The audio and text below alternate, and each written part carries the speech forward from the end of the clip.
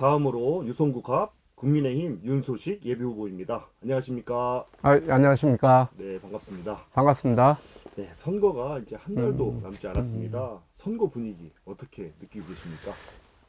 제가 이제 그 작년 8월 31일 명예퇴직하고 9월 2일자부터 내려와서 활동을 했으니까요. 네, 내려올 때하고 지금 한 6개월 지난 지금 이렇게 보면 엄청난 변화가 있다. 현장에서는 어쨌든 저희 국민의힘을 지지하는 분위기가 상당히 많이 높아진 것도 사실입니다. 네. 유성 구민들 많이 만나고 계시죠? 예. 네, 주로 하시는 말씀이 어떤 말씀이십니까? 그러니까 첫째 이렇게 많이 말씀하시는 게 싸우지 마라.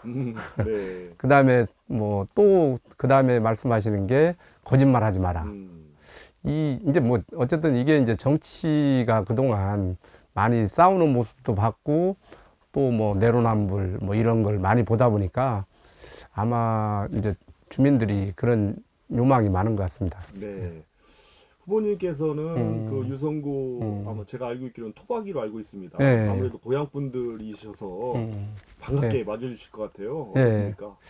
아무래도 제가 이제 고향 사람이라게도 고향과 연결해서 생활하지 않으면 결과적으로 그런 느낌이 없을 텐데 저는 계속 고향 사람으로서 또 여기에 근무도 많이 했거든요. 네. 제가 옛날 시작도 대전 서부서에서 시작했고 그 다음에 대전 서부경찰서장도 했고 그 다음에 대전경찰청장도 했고 그러면서 이제 이 주민들하고 지속적으로 만났습니다. 그러다 보니까 이제 그런 영향으로 아무래도 저를 아는 사람들이 많고 네. 그러다 보니까 내려와서도 상당히 그게 많이 좋은 작용을 하는 것 같습니다, 지금. 네. 그래도 아직도 예. 잘 모르시는 분들도 있을 것 같아요. 네, 그럼요. 간단하게 후보님 소개 좀 해주세요. 예. 저는 어쨌든 제가 유성에서 태어나서 학교를 다녔습니다. 그래서 매삼초등학교, 유성중학교를 다녔고, 그리고 이제 대전 동산고등학교를 나와서 경찰대학을 거쳐서 제가 경찰 생활을 34년 5개월 시작을 이제 5개월 마쳤고요. 네. 그동안 어쨌든 경찰 생활 하면서도 아까 말씀드린 대로 여기에 근무도 하고, 그 다음에 대전경찰청장을 했기 때문에 아무래도 사람들이 저를 아시는 분들이 조금 있는 것 같습니다. 예. 말씀하신 대로 민중의 지팡이 예. 경찰 조직에서 34년 그쵸. 근무하셨습니다. 예. 경찰 조직에 계실 때 주로 어떤 활동을 하셨습니까? 저는 경찰 조직의 어떤 다양한 분야의 근무를 좀 했었고요. 제가 특히 이제 기획 업무, 경찰청 본청의 어떤 근무를 많이 하다 보니까 네. 기획 업무를 좀 많이 했었고요. 그리고 아울러 또 제가 이제 경찰서장을 5군데 했었고요. 그다음에 대전경찰청장까지 했으니까 현장에서 늘 주민들하고 고민하면서 생활에 왔던 것 같습니다. 특히 대전경찰청장 할 때는 제가 21년 전에 발생한 경찰관 권총을 빼앗아서 결국은 여기 국민은행, 네. 둔산동의 국민은행 강도 살인 네네. 사건을 21년 만에 해결했었고요. 네.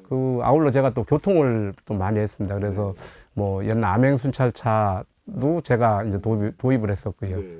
그 다음에 여러 가지 교통과 관련된 여러 가지 제가 행사들을 많이 해서 하여튼 교통 전문가로서의 또 나름대로 또 인식을 사람들이 하고 있습니다. 네. 국민은행 사건은 굉장히 유명합니다. 네. 21년 동안 못 풀었던 사건이 풀렸던 건데 이승만인가요? 지금 예, 생각해보면? 맞습니다. 예. 결정적인 스모킹 거는 무엇이었습니까?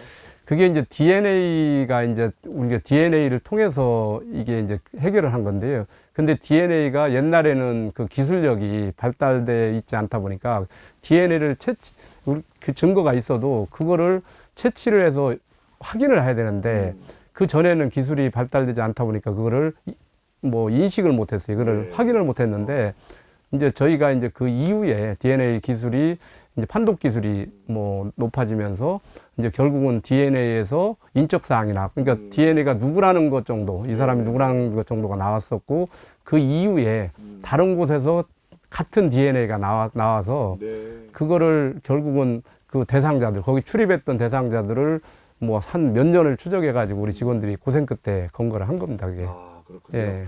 알겠습니다. 경찰 조직에 오래 계시다가 예. 이제 정치에 입문하셨습니다. 예. 경찰 조직의 공직 생활과 예. 정치 어떻게 다릅니까? 뭐 결국은 뭐 국민을 위한다는 거에서는 저는 뭐 같다고 생각하고요. 다만 이제 이 경찰 조직은 그래도 우리가 조직이라는 거는 최소한의 기본 세팅이 돼 있거든요. 네. 그래서 뭐 세팅된 데서 가서 자기 역할을 어떻게 하느냐의 문제거든요.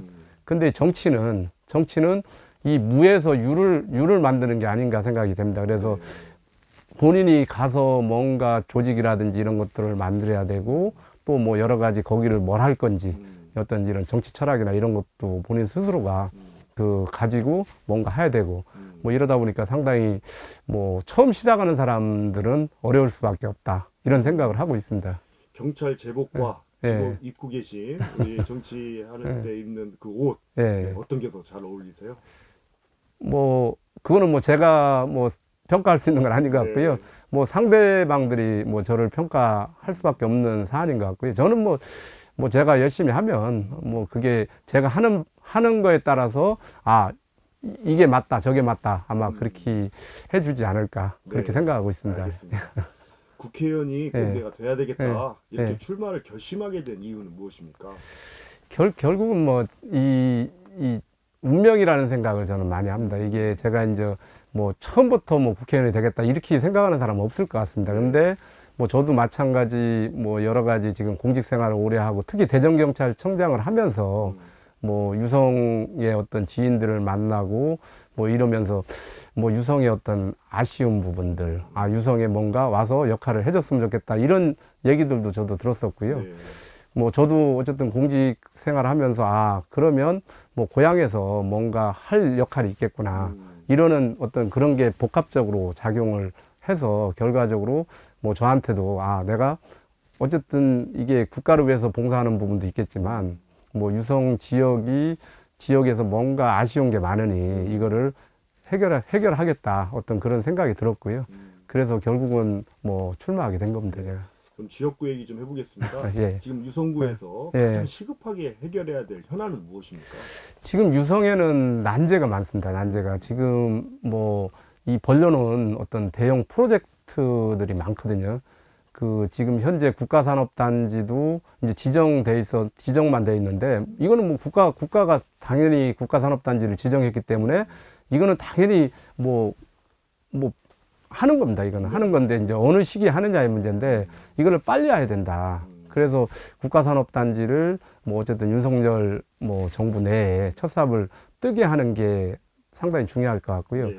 그리고 뭐 그거와 관련돼서 그 전에 이제 이 추진해왔던 일들이 지금 하나도 그 지금 마무리 안 된 사업들이 뭐 진장교도소 이전 문제, 유성 복합터미널 문제, 그리고 이제 장대교차로 저게 이제 그 원래 입차로 이제 계획됐던 게 평면하로 되면서 거기에 관련된 이 교통과 관련된 여러 가지 문제들이 많거든요.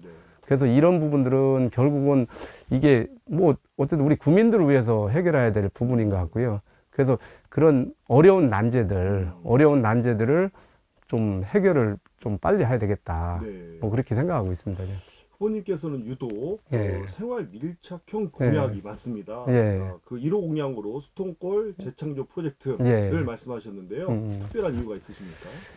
어쨌든 뭐 지금 우리가 대전이 뭐 명소라고 생각하면 혹시 뭐 사회자님은 대전의 명소하면 생각나는 게 뭐죠? 성심당. 그러니까 이제 이게 대전이 이제 그나마 계족산 황토길, 황토길이 그나마 전국적으로 좀 알려져 있거든요. 근데 그거 말고는 아까 말씀하신 대로 성심당, 계족산 말고는 대전이 특별히 뭐 이렇게 대외적으로 내세울 게 별로 없어요. 그래서 뭔가 그런데 인프라가 돼 있는 데가 수통골이라고 저는 생각하고 있거든요. 결국은 수통골이 뭐 산도 있지 물이 또 많은 데가 수통골이에요. 말 그대로 물 숫자에 통할동자지 않습니까? 그래서 사실은 이 물이 흐르는 데인데 근데 그 물이 사실은 이 밑에서 그게 실제 품어져 나오고 있거든요. 그래서 물이 충분하기 때문에 저는 수통골이 단순히 등산하는 사람들이 뭐 잠시 머무르는 이런 게 아니라 수통골의 물을 이용해서 거기에 물을 이 서울의 청계천 같이 만들자. 그래서 거기에 뭐 등산하는 사람들도 뭐 발도 이렇게 뭐 담글 수 있고, 아니면 그 지역 주민들도 거기에 뭐 산책도 하고 여러 사람들하고 같이 오손도손 물가에서 얘기할 수 있는 어떤 이런 공간을 만들면 좋겠다 해서 1호 공약으로 수도권 재창조 프로젝트를 그 발표한 겁니다. 네. 예. 아울러서 우리 R&D 예산 삭감 때문에 기초과학 연구에 타격이 심각하고요. 그렇죠, 예. 인력 유출도 심각합니다. 예. 어떻게 생각하세요? 아니, 당연히 R&D 예산은 우리가 당연히 저는 뭐 R&D 예산은 뭐 진짜 더 늘려야 된다. 지금보다, 그러니까 삭감되기 이전보다 더 늘려야 된다고 저는 생각하는 사람 중에 하나입니다. 왜냐하면 우리나라가 지금 그 자원이 풍부한 나라가 아니지 않습니까? 그러면 결국 지금까지 우리나라가 여기까지 오게 된 거는 어떤 우리 인적 자원들 때문에 이렇게 된 건데, 인적 자원이라는 게 결국 R&D를 통해서 뭔가 새로운 걸 만들고 개발하고, 네. 뭐 이게 결국 대한민국의 그 하나의 그 큰 성장 동력이거든요. 네. 그렇기 때문에 당연히 R&D 예산은 당연히 늘려야 되고요. 그래서 그 이상민 그 의원께서도 늘리겠다고 공약을 했습니다. 그래서 저도 당연히 그 R&D 예산은 뭐 우리가 필요한 R&D 예산에 대해서는 적극적으로 늘리겠다. 그래서 뭔가 진짜 연구하는 사람들이 연구를 편안하게 할 수 있게끔 그거는 저도 만들 생각입니다. 네. 예상치 못하게 안타까운 소식이 전해지면서 구의원 보궐선거를 같이 치르게 됐습니다. 그렇습니다. 예, 예. 총선에 어떤 영향이 있을까요? 뭐 근데 뭐 저는 뭐 영향은 일부는 있다고 볼 수 있고요. 그래서 저희가 어쨌든 뭐 이게 그 저희가 이제 보궐선거를 하느냐 마느냐 가지고 저희들이 고민을 했던 부분이, 이제 저희가 이제 구에는 다수당이거든요, 국민의힘이. 근데 저희가 안 한다고 하면 이거 안 할 수가 있습니다. 근데 이제 요번에 보궐선거를 안 하게 되면 남은 임기 동안 비워둬야 됩니다. 그래서 고 윤정희 의원님에 대해서는 저도 뭐 되게 안타깝고, 네. 저랑도 뭐 여러 가지 같이 다녔기 때문에 제가 제일 마음이 아프거든요. 네. 근데 그래서 뭐 여러 가지 뭐 이거를 뭐 고인을 생각하면 뭐 안 하는 게 맞는데, 그렇다고 해서 또 2년을 이렇게 2년 넘게 비워둔다는 거는 또 이게 공적인 일인데, 그래서 저희들이 어쩔 수 없이 내부적 여러 가지 구의원님들하고도 의견을 나누고 이래서 이제 구의원 선거를 하게 된 거고요. 네. 그러다 보니까 이제 여러 가지, 물론 아까 말씀하신 대로 뭐 일부 영향을 있을 수도 있겠지만은, 뭐 저는 뭐 당연히 뭐 이거는 국회의원 선거가 우선이고, 네. 뭐 다만 일부 영향이 있기 때문에 저희가 이번엔 젊은 친구를, 네. 그래서 젊은 친구를 내세워서 뭔가 좀 일을 할 수 있게끔 네. 그렇게 지금 계획하고 있습니다. 네, 알겠습니다. 본선에 상대할 후보는 현역 의원인 조승래 후보입니다. 예, 예. 그동안의 의정 활동 평가 어떻게 생각하세요? 아니, 뭐 열심히 하셨고요. 지역에서도 평이 뭐 좋습니다. 그 이제 뭐 여러 가지 뭐 부지런히 활동하신 거는 저도 뭐 충분히 인정하고 있고요. 다만 이제 아까도 말씀드렸던 그 거대한 이 지역 현안에 대해서는 제가 볼 때는 뭐 의지가 없는 건지 아니면 뭐 그게 환경이 그런 건지 모르겠지만, 그 굵직굵직한 현안에 대해서는 실제 공약을 하고서도 이제 이루어진 게 없습니다. 네. 오히려 그 좋은 여건에서 안 됐다고 하면 앞으로 윤석열 정부 내에서 뭐를 공약한다고 했을 때 과연 될지에 대한 뭐 의문을 갖고 있습니다, 저는. 상대 후보와 비교해서 예. 우리 후보님의 그럼 경쟁력은 무엇입니까? 저는 뭐 제가 공직 생활하면서 뭐 실천력, 어떤 제가 계획을 세우고 마음 먹으면 저는 충분한 의견을 수렴해서 저는 반드시 일을 해낸 사례들이 많습니다. 제가 뭐 공직 생활하면서 뭐 여러 가지 뭐 저희들 뭐 제가 동대문 뭐 노점, 거기 노점, 동대문 상가의 노점들이 상당히 이 조직적이고 거기에 문제가 많은 데거든요. 네. 제가 그거를 6개월 동안 중구청하고 협의해서 제가 해결한 사람이거든요. 네. 뭐 여러 가지 제가 공직 생활하면서 뭐 누구보다도 실행력에 자신이 있는 사람이고요. 그리고 제가 이제 어쨌든 행정도 또 했었고, 또 교통도 제가 교통공학 박사입니다. 그래서 교통 네. 그 전문가이기 때문에 지금 현안과 관련된 게 이거는 실행력이 있지 않으면 할 수가 없는 일들이거든요. 네. 그래서 저 누구보다도 제가 지금 유성의 현안들을 뭐 해결하는 데는 뭐 제가 공직에서의 어떤 경험과 전문성을 많이 갖고 있기 때문에 저는 뭐 충분히 가능하다고 보고 있습니다. 네. 당선돼서 국회에 입성하시면 어떤 상임위에서 역할을 하고 계십니까? 뭐 제가 어쨌든 뭐 경찰과 뭐 그다음에 교통 그 공학 박사이기 때문에요. 뭐 당연히 뭐 행안이라든지 뭐 국토교통이 뭐 이쪽으로 가면 제 능력을 발휘할 수 있을 것 같습니다. 이번 총선은 윤석열 정부에 대한 중간평가 성격도 있습니다. 예. 윤석열 정부 어떻게 예. 바라보세요? 지금 문제는 이제 윤석열 정부는 뭔가 일을 하고 싶은데 이제 국회가 뭐 민주당이 다수당을 차지하다 보니까 일을 할 수가 없는 구조입니다, 사실은. 그래서 어떻게 보면 그러니까 대통령도 국민에 의해서 뽑힌 사람이잖아요.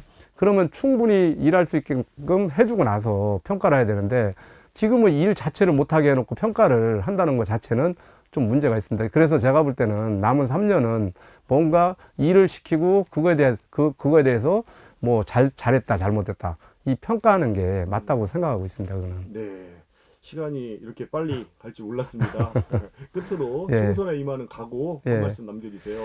예, 어쨌든 이번 총선은 그 상당히 중요한 의미를 담고 있습니다. 여러 가지 지금 뭐 민주당에서 뭐 진보당 사람들을 많이 지금 위성정당에 넣고 이러는데 이거는 뭐 그 종북주의자라는 건 누구도 다 알고 있습니다. 그래서 이번에는 나라를 바로 세울 수 있는 나라를 바로 세워야 된다.